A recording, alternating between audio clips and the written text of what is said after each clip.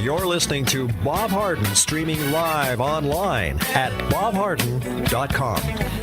Thanks so much for joining us here on the show. It's brought to you in part by Florida Weekly, your complimentary copy available at hundreds of locations throughout the Paradise Coast, as well as Lulubee's Grill for terrific breakfast or lunch, including the 3-2-1 special, 3 pieces of bacon, 2 eggs, and a piece of toast, all for $3.21 at Lulubee's Grill at the Marketplace at Pelican Bay. We have with us Michael Dreikorn. Michael is a candidate for State Senate. Michael, thank you so much for joining us. Good morning, Bob. It's my delight to be here. Well, thank you, Michael.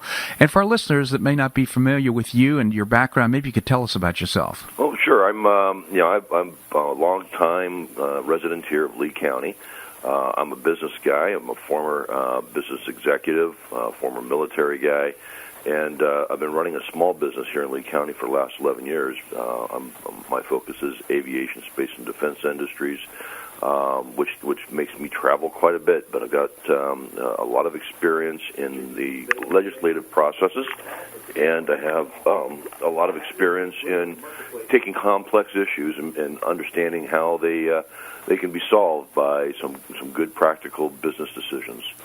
Excellent. Michael, why did you decide to run for state senate? Well, if you're happy with the direction of our country, there would be no reason for anybody to challenge an incumbent. But the reality is that I've lost all confidence in those that represent us in Tallahassee and, for the most part, Washington as well. So, we've got Common Core that is now the law in Florida. We have small businesses being infringed upon. We have in-state tuition for illegal aliens, and the list goes on. It's like, when is enough? And I had enough. The madness has to stop, so that's why I stepped up and threw my hat in the ring. All right, so let's start with some of the issues you brought up then. Common Core. Tell us about the problem with what is Common Core and what's the problem with it? Well, Common Core is essentially a federal takeover of our K-12 system, our education system. It mandates a national standard of what good looks like with regards to education, but not only just the outcome, but all the throughput, all of the curriculum, the textbook selection, the data that's collected about our kids throughout their entire educational career. It's taking away the authority for defining what our kids should learn away from parents, teachers, and our local school boards.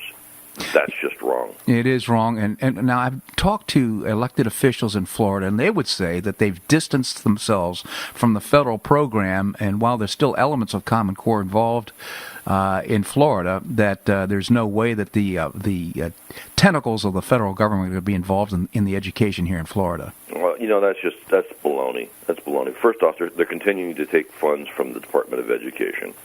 And constitutionally there is no Department of Education allowed, but it does exist. So how does it become enforced? It becomes enforced through a contract. The contract between the federal government and the state, and that contract can be modified to include any requirements, and the Supreme Court will hold it up, not based on Constitution, but based on contract law. So what we need to be able to do is as a state, is become more sovereign by removing the federal cookie from our kitchen and being more self-sustaining in our education processes. We don't really need the federal government per se in our school systems. That would, if we did that, if we push back the federal government, not only would we not have to have Common Core, we wouldn't have to deal with all these federal mandates either. You know what? I 100% support that position. Looking at your website, Michael, you also take a position on our environment. Yeah, very strongly, very strongly. People move here to Florida because of our water quality. Really, they move here because of our water. When they get here, they find out we have water quality problems. And if you've heard in the news recently, we've got a red algae bloom the size of Connecticut on its way to Southwest Florida. Not a good thing. No. The reality is a lot of this is man-made, and if man did it, we can undo most of it. Not all of it, but undo most of it.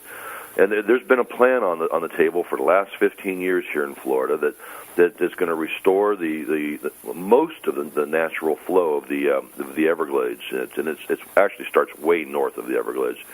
But the politicians they don't really take it seriously. This year alone, they funded $18 million for the C-43 reservoir. That reservoir is going to cost $547 million to complete. Where's the rest of the money? You can't start a project without having all the money available to finish it, especially in an election year, because you don't know if the people are going to be in place next year that started it this year. Very interesting.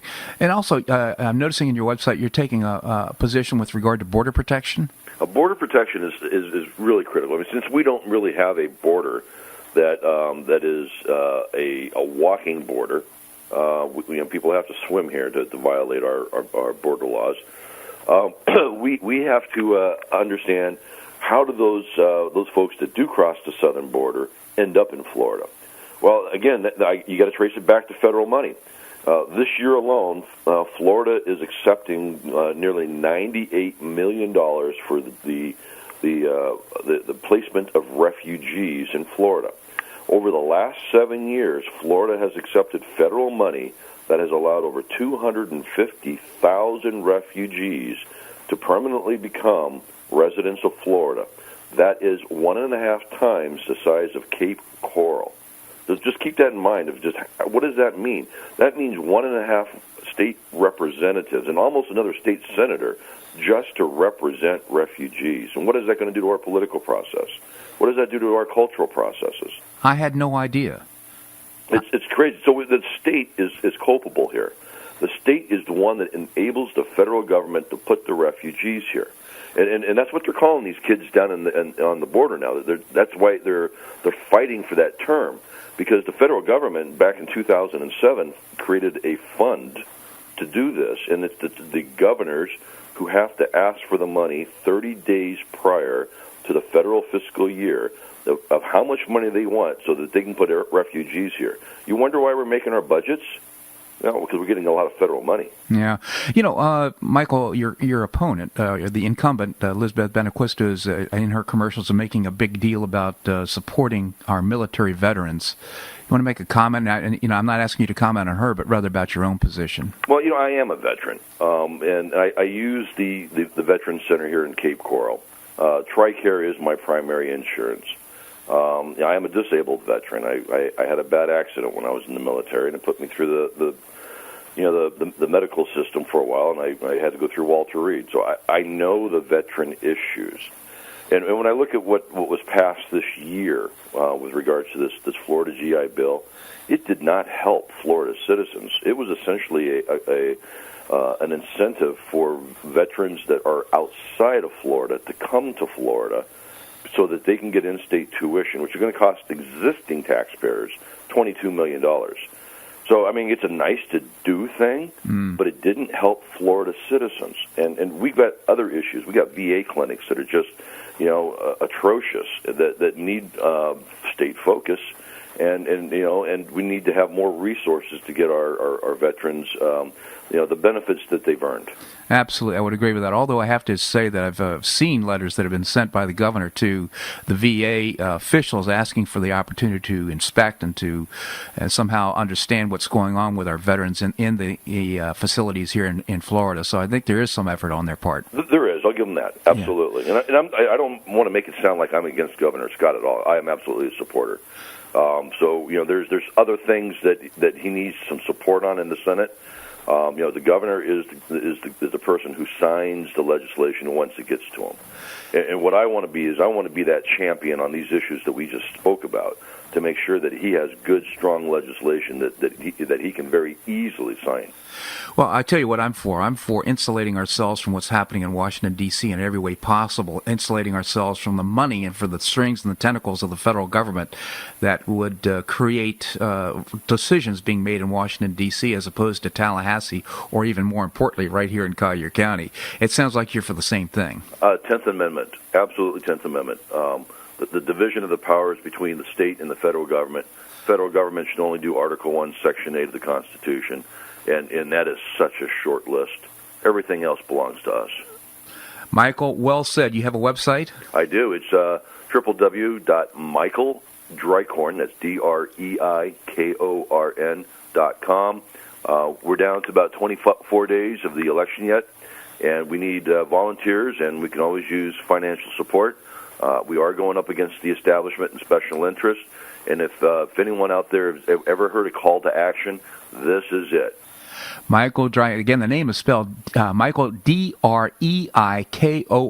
That's the name. Just put in the name and the website.com. And again, Michael, I genuinely appreciate your time here and the interview and wish you the very best in this campaign. And again, the election is coming up on August the 26th, or when is the primary? Well, for me, it's an open primary, and it is the entire dance. It's the entire dance. So this election is occurring when? This is it. All the cookies. All right. Michael, thank you so much for joining us here on the show. My honor. All right.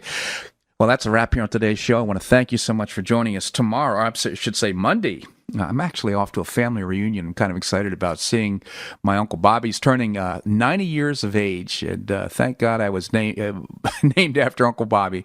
Anyhow, on Monday, Mark Schulman, the founder and publisher of HistoryCentral.com, will be with us. So we'll have another edition of Cop Talk with the Collier County Sheriff's Office. We'll be talking about what's happening with regard to automobiles. We'll also visit with David Bolduc, a former candidate for State House, and gives us great and contrary commentary here on the Bob Harden Show. I hope you make it a great day and a great weekend on the Paradise Coast or wherever you are. Namaste. Thanks for listening to The Bob Harden Show on the Bob Harden Broadcasting Network. For more information or requests and for audio files of previous shows, www.bobharden.com.